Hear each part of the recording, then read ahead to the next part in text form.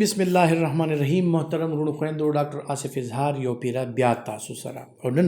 خبره کوو د هغه سیس باره کې چې کوم په هر یو کور کې استعمالیږي او خامخا استعمالیږي او ټوله دنیا کې استعمالیږي پیاز باره کې خبره کوم او نن زه تاسو ته وایم چې دا پیاز چې کوم دی کدا تاسو استعمالوي د دې فائدې سری چا لپاره دا ضروری دی چې هغه استعمال کی او څوک خلک داسې دي چې هغه ته پرابلم کې دی شي پیاز په مختلف طریقو سره استعمالي دي شي په ټولو کورونو کې استعمالیږي شنه پیاز هم استعمالیږي میرینیشن د پاره د کټوي د ښکلا د پاره او د خوند د پاره هم او بیا اوچ پیاز چې کوم دی نو هغه هم استعمالیږي په ټولو ځایونو کې په ټوله دنیا کې او تقریبا یو کلچر یا د دنیا یو ملک داسې نشته چې هغه خپل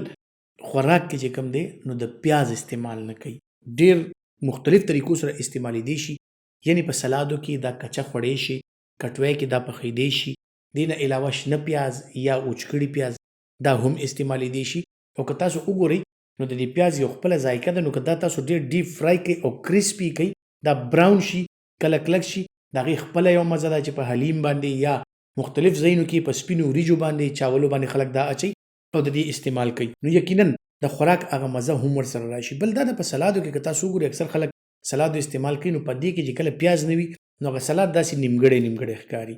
بیا کټوي کې چې پیاز نه وي خوند پکې نه وي نو که تاسو دا وګورئ چیرې دا سیس مونږه استعمال کوو خو د دې فائدې سړي که په هغې باندې پوه شئ نو یقینا به استعمال زیات کوئ ټول نه اهم سیس چې دی کې کوم دی چې کوم خلک تنګي نو هغه دا ده چې کومې زمونږ خویندې یا میندې یا زمونږ بچی چې کومې دي په کورونو کې چې کله دا سلاد جوړوي یا کټوي دپاره د پیاز کټ کوي نو یقینا د هغې دپاره یو مشکل عمل دی ځکه چې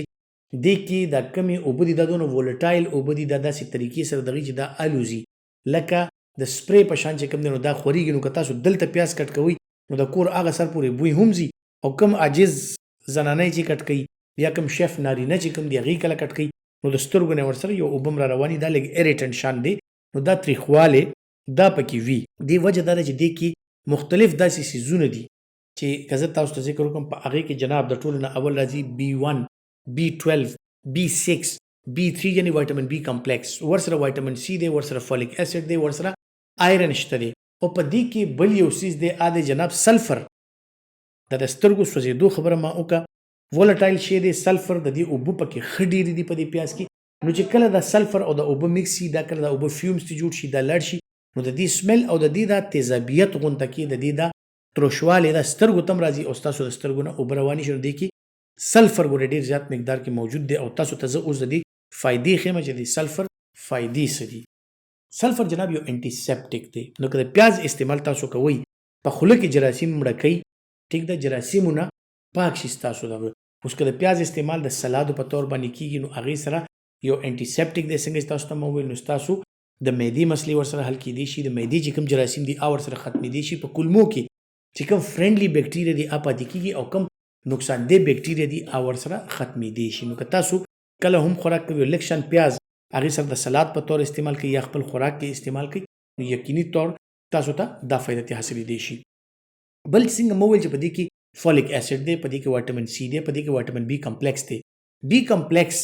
هغه اولګه راولي ځکه چې د اولګې دپاره کومې دوايانې یا شربتونه موږ استعمالو نو زیاتر پکې دا بی کمپلیکس وي نو که تاسو دا استعمالوي ستاسو اپیټایټ ورسره امپروف شي اولګه ورسره ښه شي نو اکثر کې خیال مو کړی وي مونږ چېرته هوټلو ته لاړ شو هلته کینو نو هغې د سلاد مخکې روړي درته کېږدي نو هغه سلادو سره سرکه هم وي هغه سلادو سره چې کوم دی نیمبو یې پرې نه چونې کړي هغې سره ماسته یعنې رایته هم وي او هغه مونږ لګیا یو خورو دا سوچ نه کوو چېرې مونږ مړېږو ځکه چې مونږ مړېږو نه چې دا مونږ د روټۍ نه مخکې وخورو زمونږ د هاضمې نظام شروع شي هغې نه بعد چې مونږ کومه روټۍ خورو که بیا نمک منډی کې ناستې کړۍ خورې او که سردریاب کې ناستې میې خورې او که نه چېرته بل ځای کې ناستې او پلاو خوري نو د هغې مزې بم والي او هغې ته ستا هاضمه چونکې روانه شوي نو ته چې بیا کله د خوراک نه راپاسې تا باندې بوج نه جوړېږي نو په سلادو کې د پیاز استعمال خاص کر ځکه ضروري دی چې دې سره ستا هاضمه تیزه شي او دا یو پروموټیلیټي ده څوک چې خوراک پې بوج کېږي هغه که لږ د پیاز استعمال کوي نو دا قدرتي او پروموټیلیټي ډرګ دی چې دې کې ستاسو د معدې دا چلن دا ورسره ښه شي او ستاسو معده زر خالي کېږي نو تاسو باندې خوراک بوج کېږي نه بل که د دې فایدې مونږ وګورو دې کې وایټامین سی ښه ډېر مقدار کې موجود دی وایټامین اے پکې موجود دی نو د سترګو د نظر دپاره هم ډېر زیات ښه دی بل په دې کې اوبه ډېرې زیاتې دي نمکیات پکې ډېر زیات دي نو دا د سکین دپاره انتهایی زیات ښه دی بیا ما د سلفر ذکر وکړو نن سبا که تاسو ګورئ زیاتر دا کریمونه چې راځي د سکین دپاره یا اکثر د سر چمړې دپاره د ویښتو دپاره کوم شیمپوان راځي نن سبا هغې ډېر یو شی هایلایټ کړی چې جناب دې کې د پیازو ایکسټریکټ دي او دې کې د پیازو اوبه دي او ډېرې زنانه یا ماشومانې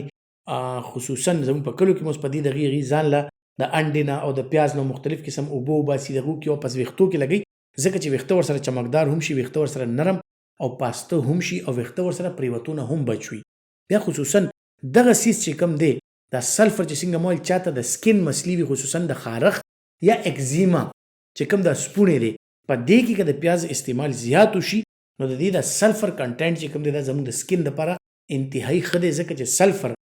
دا پخوا زمانې د سلفر پاوډر په سکین باندې به لګول چې چاته به د سکین مسلې یا د خارښ مسلې وي نو دغه به استعمالول ځکه چې دا سلفر ستاسو په سکین باندې مختلف بکټیریا وجني مختلف جراثیم وجني نو پیاز کې ښه ډېر دي که موږ د پیاز استعمال کوو یا د پیازو اوبه ایون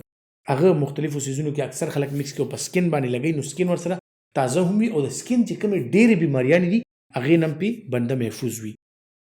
بیا په دنیا کې چې کوم ریسرچ هم شوی دی که هغې کې تاسو وګورئ چې یاره د کینسر نه بچ کېدو دپاره د ټولو نه بهترین څیز کوم دی د ټولو نه زیات انټي کینسر اکټیویټي په نیمبو کې شته په دغه کې شته داسې مختلفو سټرس فروټس کې شته خو پیاز چې کوم دی داسې شی دی چې دې کې ټوله دنیا مني جاپان کې پې ریسرچ شوی دی یورپ کې پې ریسرچ شوی دی چاینا کې پې ریسرچ شوی دی